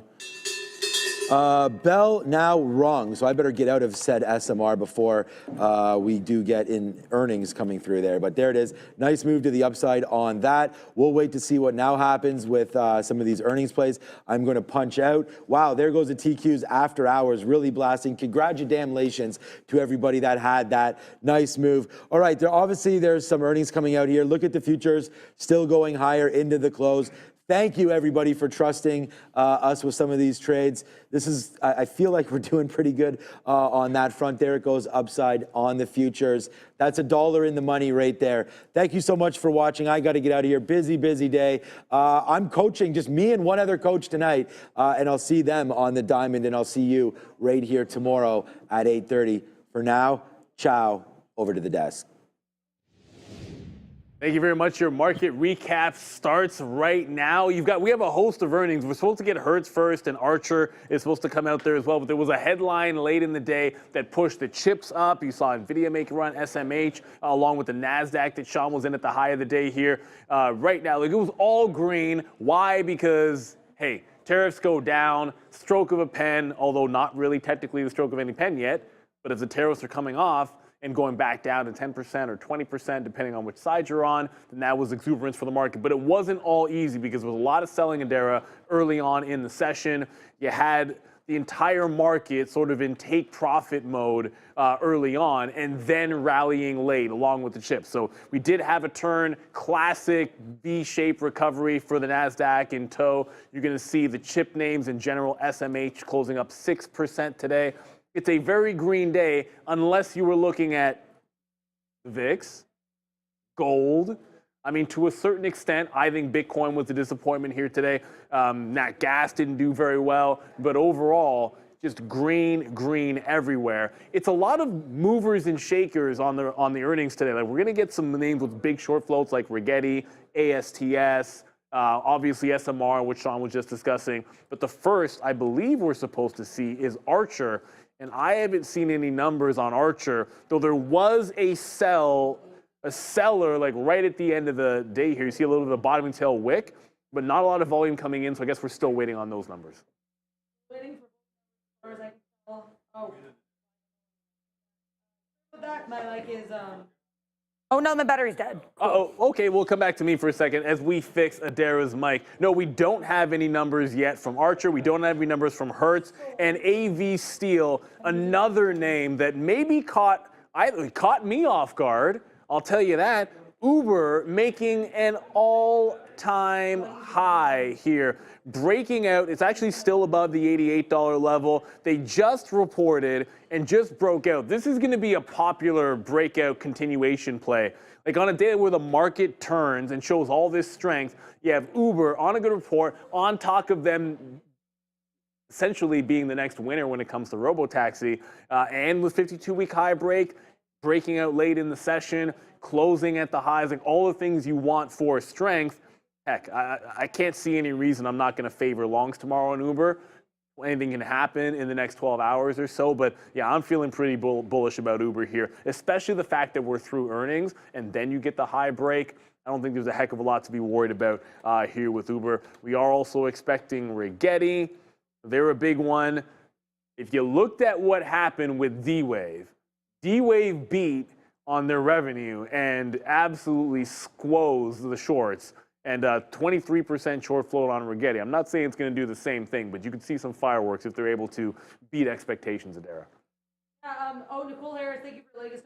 Plug Power releasing much earlier than expected. Okay. They missed on EPS, so they're not really reacting like that. They did have a larger than expected loss per share, 21 cents versus 19 cents expected. Sales, 133.67 million versus 132.16 million expected. So they just eked out a beat, and they reaffirmed their guidance for the fiscal year, which is honestly pretty solid.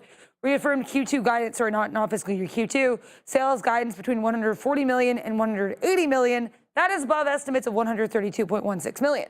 Nice look. What I'm curious about here too is now that some of these companies that have already reported had their guidance rescinded because of tariffs, or they didn't provide guidance because of tariffs. Today we had Harley-Davidson actually basically walking back some of their tariff-related guidance after the China-US talks. So I wonder if other companies are going to do that. I think it's certainly a catalyst to watch out for. That's Plug Power. Looking here for ACHR. I am not seeing it. Let's take a look here as well for our friend HTZ. Hertz. No Hertz either. So everybody Hertz if you're waiting for those earnings right now, Neil. I'm going to keep looking. I just saw some. I have to get to this in the chat here. There is actually somebody in the chat who has taken my moniker and said they're Neil Red Candle Roberts. I like that. What the best part about it is hard to tell. They're using the Simpsons avatar of me, which was when we made them the AI Simpsons. I was obviously the wrong shade, but I love it. It's a heck of a lot of fun. Neil Red Candle Roberts. I'm not always bearish. I don't think that's true. Some people say that I'm bearish.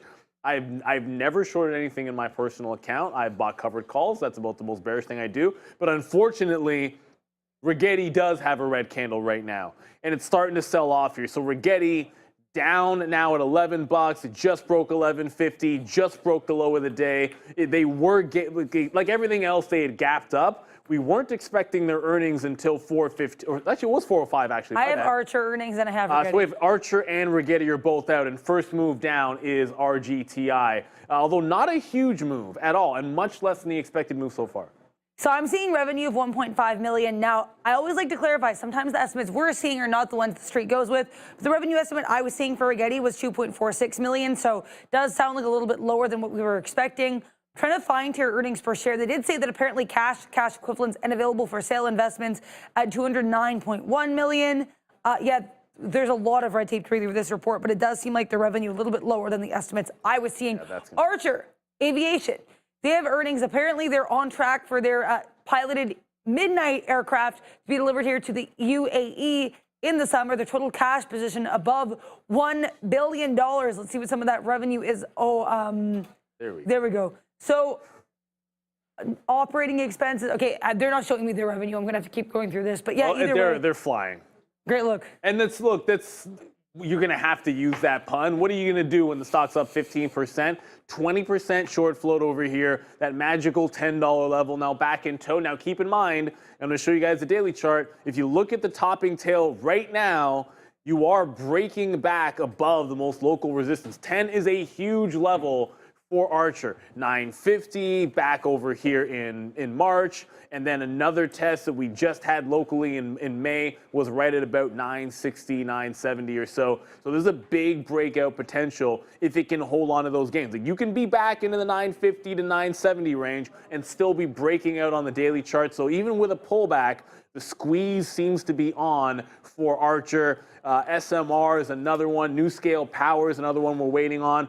No earnings yet. We're expecting them at about 415. And remember, I know we're going to have Michael on, but as names come through, if we have earnings come through, we will get them live to you, even though we're going to still have our Regetti, guests. more details. Regetti, more details on them. But the problem with Regetti is QBTS D-Wave beat expectations on revenue.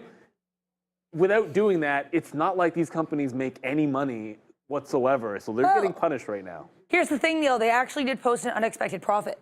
Well, then how would they? 13 cents per share versus a loss of 6 cents per share expected. That would be a beat. That's Again, adjusted. Earnings, yeah, potentially, but it's not showing as adjusted for Benzinga for what it's worth. But either way, 13 cents per share is what I'm seeing. That's the number the street's going with. We were expecting a loss of 6 cents per share. That's pretty decent. Sales, though, were a massive miss, as mentioned earlier, $1.47 million versus estimates of $2.55 million. So they missed by cool over $1 million. When you are a company that small, $1 million does matter. But again, unexpected profit per share, that's not a bad look. We know a lot of these quantum names have been doing a little bit better on the EPS side, so Regetti does fit the mold with that in mind. Well, you have to sort of keep in mind, like, yeah, so it's nice to have a profit for them, but it's more about revenue at this particular point, because who cares if you're making money? Your market cap is $3 billion and your revenue is 10 million. So it literally doesn't matter that you're making money, because fundamentally, like, your revenue is way too, it's just, you're not making enough of it at this valuation. So you need to see, like, revenue growth is what's going to scare the shorts, not the fact that you turn a surprise profit, because the key number is market cap 3 billion, revenue 10.8. So I think that's why revenue matters a little bit more here with Regetti. A little bit of a bounce back through 1050. It's still a 23% short float, so I don't want to call it absolutely dead. It's still somewhat of a breakout on the daily chart. The downward trend has been broken, but this is not the same thing as what we saw with D-Wave by any stretch of the imagination. Our good friend ASTS, ASTS, yes, so many traders call it this, a trader I've known for a very long time, and we were joking around, and he was visiting the office the day this was going one day, and he's like, yeah, were you guys on ASTS? I'm like, you call it that too? Everyone does. Well, ASTS is, I guess we're expecting them in about 5 minutes or so. It is up 5-6% with the market, but we are going to get their numbers at about, I think at about 415. This is another name with 26% short float. So whether it's Regetti, ASTS in here as well, Archer, heavily shorted names on the reports tonight. That seems to be a bit of the theme. Much more exciting when they're able to beat and go up, because as traders, we're looking for that squeeze. You want the shorts to get squeezed so we can get some momentum. We'll get them in a couple of minutes here. ASTS, when it's gone, it's been absolutely spectacular. Kind of middling in the high end of the, well, in the midpoint of the range. I shouldn't say the high end of the range, but holding on to a lot of its upward trend, despite the fact that you would think stocks like this would have given up a little bit more from those highs here, Dara. So, yeah, unfortunately, I just saw, I think Archer just went back down here, so not looking very good for them. Archer Aviation starting to pull back. Now, keep in mind, as I was saying, on that daily chart, it can get to 950, and it would still be a breakout on that daily. So as profit taking comes in under 10, the question is, can you hold on to this 950 for tomorrow, or if the shorts gain some semblance of control underneath the $10 level? I think that's going to be the key for Archer. There's another one here, too. Someone in the chat mentioned Giga Cloud Technology, GCT.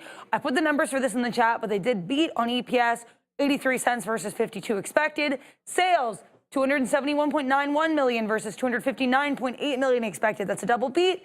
Q2 sales, they're guiding 275 million to 305 million. That is all above the estimates of 259 million. So that is a double beat and a Q2 guidance beat, for lack of a better term, for GCT.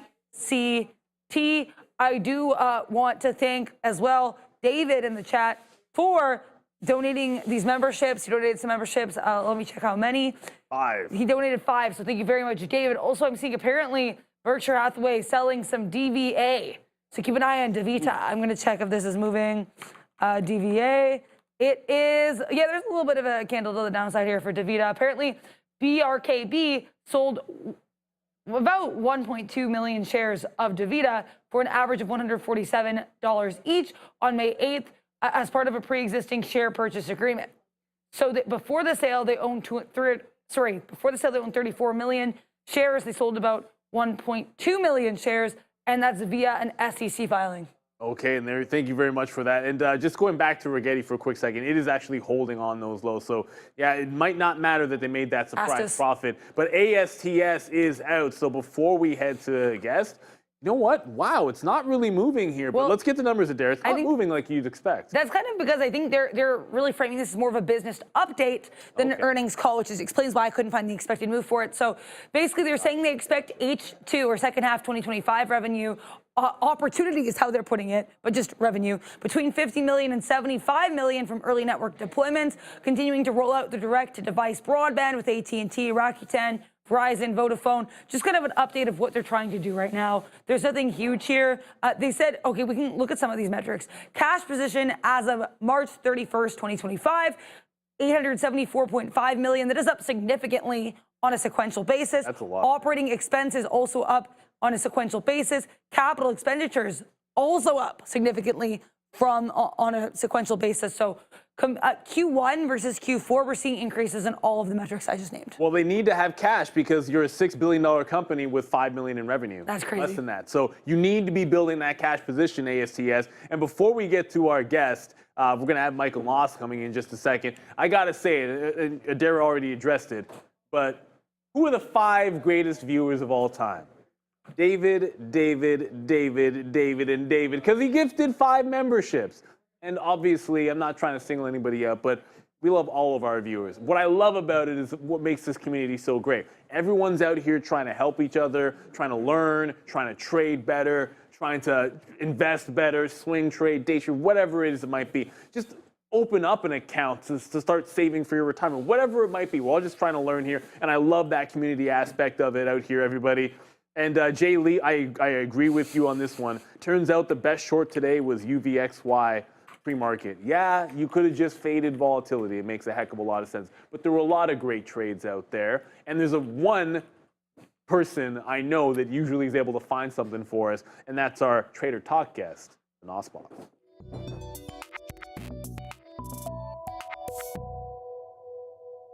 Welcome back, our good friend Michael Noss over there at Stats Edge, our favorite CMT.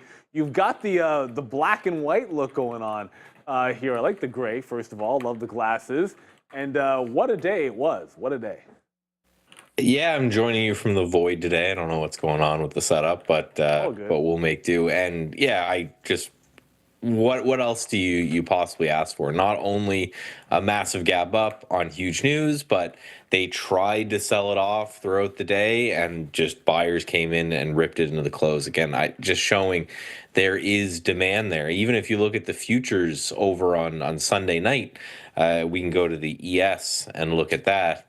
It was the same thing, right? They opened up on the China news and sold off a little bit, and then buyers came back in. So every time it's been a relentless bid in this market on the way up, which is certainly awesome if you're long like I am. It doesn't look like they're going to give us a chance to get in, I don't think, if people are looking to buy the dip or anything like that.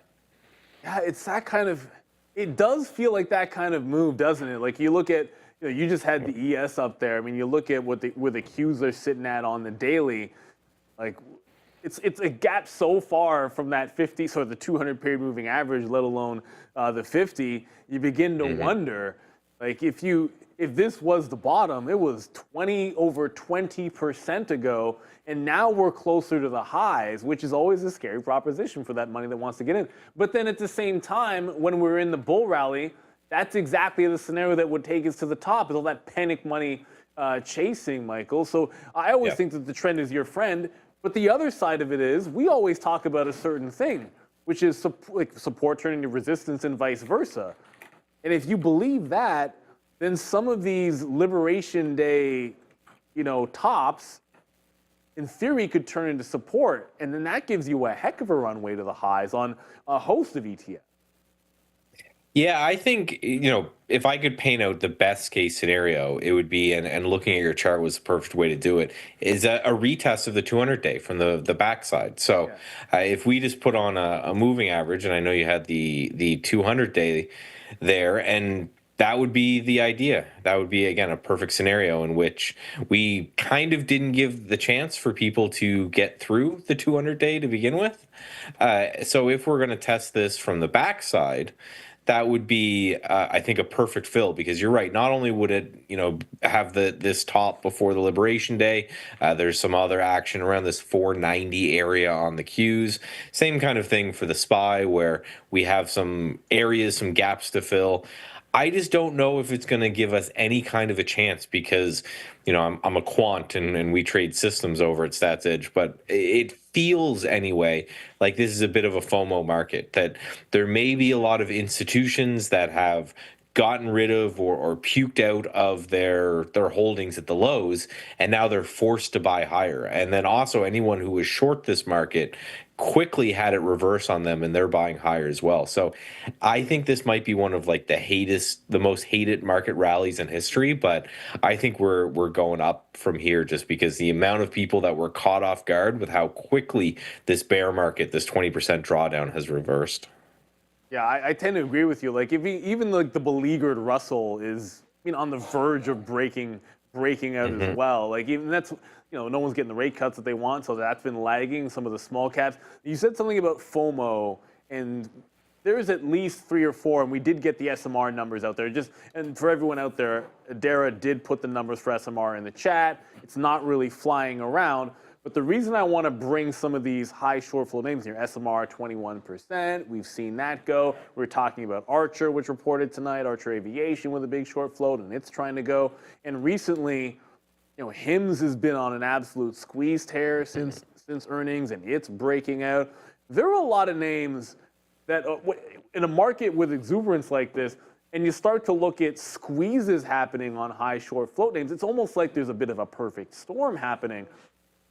What are your thoughts on, okay, we just talked about the stability, the NASDAQ, the SPY, but what about some of these high-flying names which are doing some impressive moves? Fundamentals might not matter here, but a host of names with over 20% short float, HIMS 34% short float, and breaking out on the daily. These are difficult chases, but this trend is undeniable in a few names, specifically HIMS. Well, and I think so. Full disclosure, right? I own HIMS from around 40-ish. The system's got us in. But I think names like this are probably getting attacked pretty hard. A, because a lot of people are short and the market's moving higher, but B, that kind of positioning. So I kind of put myself in the seat of a large institution who is going to have to report to clients fairly soon about their holdings and why potentially they're going to underperform the market. And if you believe that this market is moving higher and you weren't able to participate in the rally, you kind of have to go over like the highest beta, kind of junkiest type of names to catch up with the market. Because if I'm going to post returns and I'm always being compared to the S&P 500, if I miss this 20% bounce, or even a majority of this 20% bounce in the market, I can't go to Apple and Google and Meta in hopes to be able to do that catch-up trade. So we see this quite often after we have a rally, is it's led by a couple names. Like we had Netflix, doing well through all this. We had a couple of these names doing very well and holding us up. But now it feels like we have kind of the rest of the world that has to come up and kind of catch up to the market. Like you mentioned, the IWM would be one place that would be very interesting as well, because people, they need to look for beta, and they're going to start buying the things that haven't quite lifted yet and hopefully get that catch-up trade to boost their numbers. And again, there's a lot of this is pure speculation, but again, it feels like, and from talking to a lot of people, there are a lot of funds out there that, again, are under allocated. So that's almost as bad as being short, because if you go to your investors and the market ends up ripping 20-30% off its lows, and you're not participating in that because you sold lower and you didn't buy back in, you have a lot of explaining to do. So it feels like they're going to go after these higher float, kind of junkier names, try to push these higher as well, so they get that beta exposure, so at least their returns don't look too bad versus the market. mean, everything you just described, does it not sound a little bit like when everyone had to chase the AI trade? Like nobody wanted to do it. Well, I mean, I shouldn't say nobody wanted to do it. I'm sure lots of people didn't feel good about doing it from the valuation standpoint and the rate at which it was going up. But you couldn't turn around and say you weren't in it. And this is even to a certain. It's not as parabolic, but it's arguably worse because when we're just simply talking about big cap tech in the S&P. You can't say you weren't buying that to your investors. So, I mean, I like that look on IWM. My question to you would be, is there any other place that you might be looking under the hood that is setting up technically? The Russell's the first thing that came to my mind because I know it's been lagging and fundamentally, we're not getting the rate cuts that we want out of it, but I think that could go. Is there anything else that you have eyeballs on? And by the way, that's a great entry on HIMS at 40. That stock it's been an absolute powerhouse. But is there anything else that's on your radar specifically you think for that catch-up trade? Yeah, I wish they could all work like this with HIMS. It just, the algo told me to buy it here. I thought it was a little bit overextended, but of course, right? You've just got to kind of bite your nose and listen.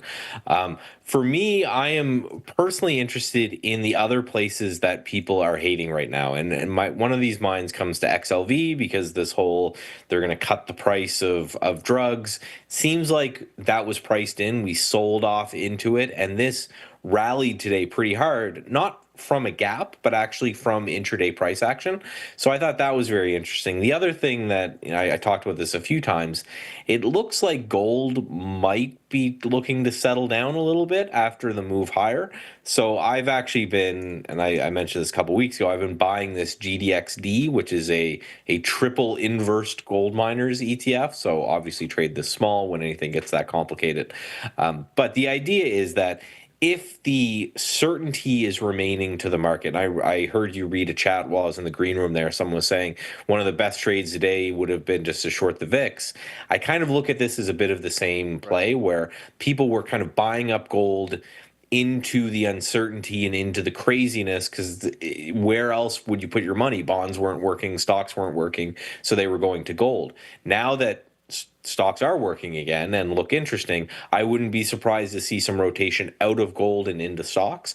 So the reason I'm picking the gold miners to kind of pick on is that gold, the miners itself, never really got going. And you can see the kind of the breakdown we had in gold miners today. So I think it might be time to look for some of those safety trades. And if you're looking to short something, then look to short some of those safety trades while the market gets way more risk on, and you can take some of those plays as well. So yeah, I've got some gold miners short, and then I'm just looking for that switch from kind of risk off to risk on.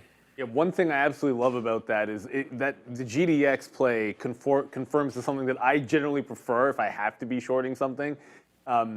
If the underlying is making a lower high, GDX a lower high when gold's making the same high, you already have the embedded relative weakness going with you. So it's like if gold goes down, well, GDX should be better because it's already weaker, and I absolutely love that. But I actually, in some ways, I like the XLV call a little bit better. I've been looking at this like where to get in. And I see the price action. Now, individually, XLV did some things, but if you look at what's under the hood there, and we saw Pfizer, we saw Merck today with some really big moves back in. Like they were the only things weak when we came in this morning was Pfizer and Merck and the entire group. But the recovery was just it was impressive off the lows. Like each of these names had some of their biggest days. And the way to sort of play without having to pick one, as you said, would be to simply look at the XLV. Like I see you're actually making higher lows in this nice consolidation off the bottom. I'm not even showing you guys how bad it's been from the top. But that catch-up play, this is like the catch-up play on steroids for the XLV because everyone's been doom and gloom here. And when they got seemingly bad news, we got a bounce day, which is another one of my favorites. I know you're all about the technicals, but it can never hurt when the reaction to, in theory, the start of bad news is to get bought up. Yeah, we talk, the whole buy the rumor, sell the news thing is a common trope on Wall Street, and it's because it works, right? I'm not one that follows the news or takes trades off the news, but if it's obviously good news and the stock goes down, then that's something to note, and vice versa. This was something that was bad news, but it seemed like it was talked about enough and rumored enough that may be baked into prices. And now that, we know what's going to happen and everything that's being discussed there, it seems like this might be a place to go. And the reason for that is essentially a short covering rally. If that's what we're seeing across the board, then the only place the shorts had to hide out are in XLV. And now it seems like the only place the shorts have to hide out is UNH. That's still getting just absolutely taken to the woodshed. But you're right. You can either look at the index and then go and look at the components of it. Like you mentioned, Pfizer. I like the look of Lilly here. I already own some, but I may buy some more off this really clean support it has here, around $750. But that's kind of my play, is looking at, okay, what do I think that potentially the shorts are going to have to cover next if this rally continues? Because these short covering rallies, as we've seen, are fast and furious, and that's usually a good way, for me anyway, to try to look to make some money. Yeah, I love Eli Lilly. That's my healthcare holding. If I play anything that's not healthcare, it's going to be XLV or Eli Lilly, because I think they're just such an absolute and gigantic winner. Always so insightful when we have you on, Michael. I can't thank you enough. Morning, afternoon, and we get to go a little bit more in depth, get to ask some questions in the morning. You always have that prepared presentation, which is fantastic. So I really appreciate you coming on twice a day for us on Mondays. And best of luck on that HIMS, because it's absolutely flying. I hope you get even more out of that trade. Hope so. And let's see. I'm with you. I think it's looking at bullish the way that we ended today, and looks like it's all systems go for this rally, and I hope it continues. And I hope we're not jinxing anything by saying that, as someone who's very long things. So, yes, again, I love coming by. I love talking to you. You guys have the best audience. So it's always a good time, and I'll talk to you guys on Friday. Thank you very much. That's Michael Noss from Stats Edge. Go check him out for sure on the old X machine. Our good friend. We'll see you on Friday, Michael. Have a good one. Talk to you then. Thank you, Michael. And always fun with Michael. I mean, what can I say? He's even in HIMS, everybody. What more do you want? I love that trade. Before we get out of here, we did get SMR, and Derry, you did put the numbers in there. Yeah, there wasn't much to Bit of a nothing burger with SMR in terms of movement. So. It really didn't move. We got a little bit of a spike and then dropped right back into where we were at the close here. So nothing burger with SMR, unfortunately, for them. Archer is trying to creep back up after we had a little bit of a pullback. It does hold that 950 level, so looking pretty good for Archer. And, of course, disappointment with Regetti. Yeah, I want to say here, so the number I was seeing for SMR was distinctly different from any other estimates that A, the number we got, and B, the estimates that I'm now seeing on Benzinga. So I'm not even going to share the number I had because it was wildly off the number we got. We got $13.4 million here for revenue for Q1. That is 214% above the estimate of 4.26 million. So they handily beat estimates. And they also grew by, and I am not joking, 871% on a year-over-year basis. So SMR, massive year-over-year growth. But there's another story, Neil, that I think might be a little bit more interesting for tomorrow that just came out. Business Insider reporting that Amazon is striking a new deal with FedEx after UPS pulled back its business. So Amazon says, that boy is mine, says goodbye to UPS, and goes for FedEx here. So, bye-bye. Yeah, I don't know why I made Amazon the Mackay Pfeiffer here, but either way, interesting in this analogy between Monica and Brandy. But for anyone who got that reference, I don't know if it works, but either way, FedEx, potentially a nice upside watch for tomorrow. UPS, the downside, and furthermore, apparently the article is saying that the move gives Amazon a cheaper option for its growing volume, especially for some bulkier items. FedEx and Amazon have not worked together since 2019. So if this Business Insider report is true, definitely FedEx could be delivering some longs tomorrow. Well, you cracked me up. You cracked David up in the chat, so definitely a win there. Thank you, Adair, for getting that to us. Always getting all the news, even sneaking it in right at the end. But you know what time it is, everybody? It's time for a little roll call action. And to do roll call, you got to be in the chat. To be in the chat, you have to be a subscriber. So everyone run. Well, you don't have to move. You can just hit the button. Just hit that subscribe button right now. Hit the like, too, as well. Hit the share, but make sure you hit the subscribe. Subs only chat. Give a big shout-out to Fabian. Ramin with those fantastic Studio 8 looks. To Andre on the ones and twos. Give a shout-out to the Midday Boys. To Sharif and Joe. Give a shout-out to my man Sean. To Obi. To Adara. Always making sure we stay informed. And give a shout-out to Bears versus Bulls, the best darn moderator in the business. And give a shout-out to yourselves, the best viewers out there on YouTube. And I'm going to give a big thank you to the market for being up so much today. Thank you, market. I am so sorry. I'm not seeing Hertz earnings. People are saying they're out. The stock is moving. I'm not seeing the earnings. I just want to put that out there. Thank you very much to Bears vs. Bulls for everything you do. Neil, Sean, Sharif, Joe. We have Brendan. We have Fabian, Ramin, Andre. We've got God, Emperor, Almighty, Forefather, Trump in the chat. We've got Harry Lou. We have KK, 14M, Alex L, Bob S, Trader, G-Man, The Piper. We've got Daryl Flinch, Marty, Flavius, Pascan, Eric, trading today for tomorrow. I love that pun. Rajesh, Marie, Sebastian Ontiveros, Freddie Fulcrum, Jay Alvarez, Trey Only, Sean, Damian Tarza, The Printer, Robel, Bright Awakening, G. Delcourt, Brian Collins, Jace Fox. We've got Michael DCA, Bedston Burrell, Ed Miller, Robel again here, DC, Sarb MY, Manish, Hakuna, and Nima Amadi. Also, someone in the chat was wondering what the reference was. So there's a song in, I believe, the 90s called That Boy Is Mine. Yes. Featuring Brandy and Monica arguing over a man. And the man in the music video was played by Mekhi Phifer, who, if you have seen 8 Mile, he plays Eminem's best friend in 8 Mile. So shout out. I can confirm it was in the 90s because I remember at like a specific track and field meet that was like my warm-up song when I was in high school. It was big at the time. That's fair. So it's catchy.